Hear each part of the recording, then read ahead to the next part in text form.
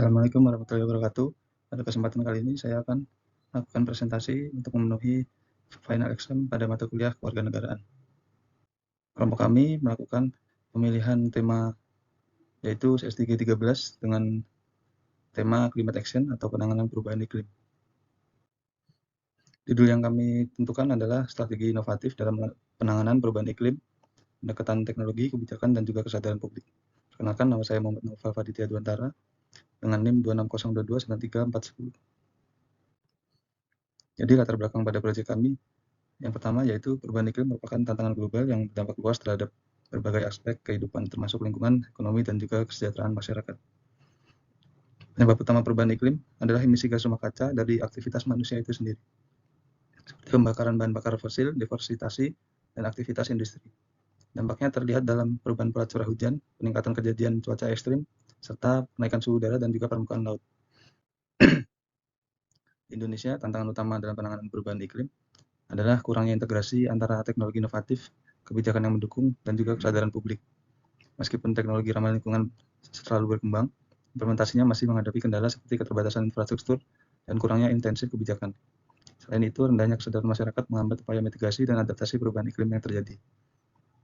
Oleh sebab itu, proyek ini berfokus pada strategi inovatif dalam menangani perubahan iklim yang terjadi dengan pendekatan teknologi, kebijakan, dan kesadaran publik untuk menciptakan sebuah solusi yang efektif dan kontinu.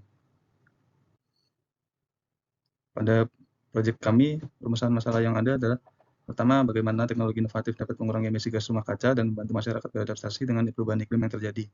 Yang kedua, kebijakan apa saja yang perlu diimplementasikan untuk mendorong peralihan ke energi terbarukan dan mengurangi dampak perubahan iklim yang terjadi. Dan yang ketiga, bagaimana cara meningkatkan kesadaran publik tentang perubahan iklim dan mengubah perilaku masyarakat untuk berpartisipasi aktif dalam mitigasi dan adaptasi terhadap perubahan iklim. Selanjutnya, nomor 4 adalah apa peran komunitas dalam mendukung upaya mitigasi perubahan iklim dan bagaimana cara meningkatkan kolaborasi antara sektor publik, swasta, dan juga masyarakat. Yang terakhir, bagaimana mengembangkan kesadaran diri, kemampuan beradaptasi, dan kemampuan kolaborasi di kalangan mahasiswa dalam menghadapi tantangan perubahan iklim.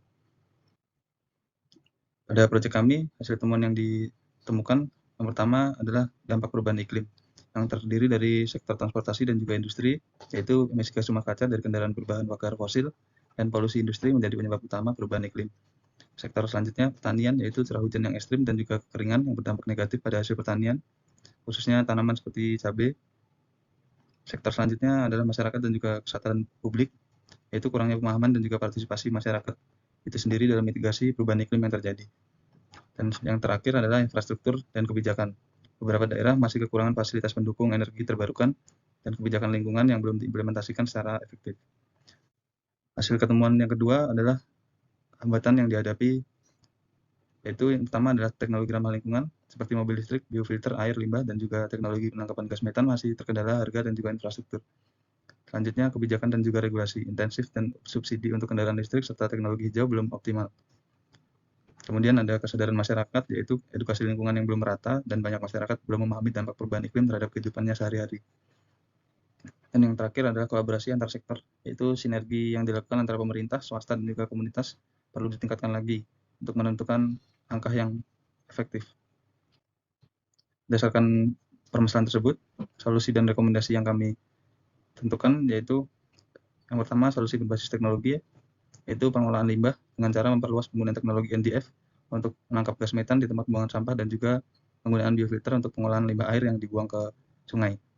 Selanjutnya adalah pertanian berkelanjutan dengan cara mengembangkan aplikasi digital untuk petani agar dapat memantau cuaca ekstrim secara real time.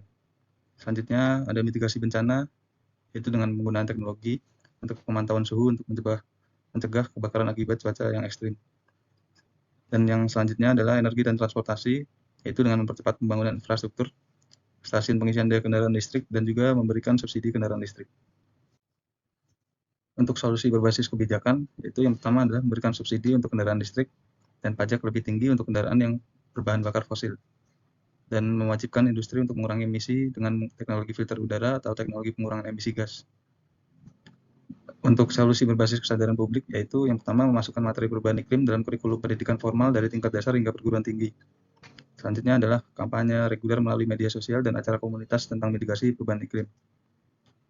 Kemudian ada peningkatan keterlibatan mahasiswa dalam kampus pada lingkungan seperti lomba inovasi teknologi hijau dan juga kegiatan penghijauan. Untuk solusi kolaboratif antar sektor, yaitu bisa dilakukan dengan pemerintah memberikan intensif kepada perusahaan yang berinvestasi dalam teknologi hijau. Kemudian dengan mendorong perusahaan untuk melibatkan komunitas dalam proyek yang fokus pada mitigasi perubahan iklim. Selanjutnya yaitu forum rutin antara akademisi, pemerintah, dan juga komunitas untuk berbagi praktek terbaik dalam mitigasi perubahan iklim yang terjadi. Dan ada kemitraan antara pemerintah dan masyarakat dalam pelaksanaan program penghijauan dan juga sistem pengelolaan sampah. Berdasarkan proyek kami, kesimpulan yang didapatkan yaitu strategi inovatif dalam menangani perubahan iklim harus berbasis teknologi, kebijakan, dan juga kesadaran publik yang saling terintegrasi.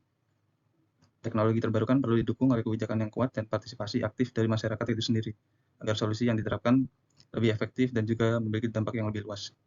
Pentingnya kolaborasi antara pemerintah, swasta, dan juga komunitas lokal merupakan sebuah kunci utama dalam menciptakan langkah untuk lingkungan yang lebih baik.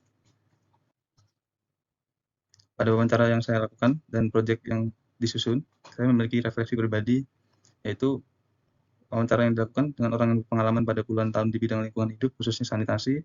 Pada proyek ini memberi saya wawasan tentang strategi inovatif yang tepat dalam menangani perubahan iklim. Saya belajar bahwa perubahan iklim tidak hanya masalah lingkungan, tapi juga terkait sosial, ekonomi, dan juga politik. Teknologi kebijakan dan juga kesadaran masyarakat harus bersinergi agar solusi yang tercipta efektif.